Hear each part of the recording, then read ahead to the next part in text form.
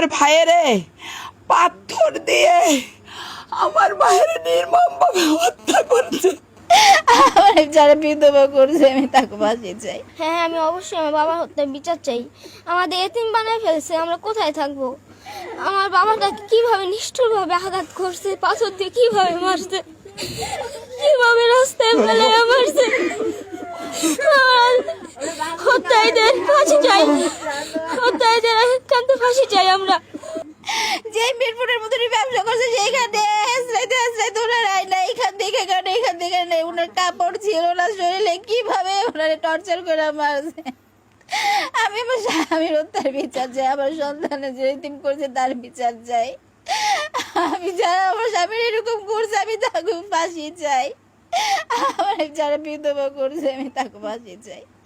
এরকম শাস্তি দিতে হইব জানি দিতে পারে, আর কেউ এরকম বিধবা না কে যেন সন্তান আরো না হয়, বাবা না হয়। আপনারা বিচার করেন, আমার স্বামীর বিচার চাই। আমার বাইরে অলঙ্গ কইরা বুকের উপরে পাড়া দিয়া যাতাম, বুকের উপরে অনেক অত্যাচার করছে। আমার ভাইয়ের হত্যার বিচার চাই, ফাঁসি চাই।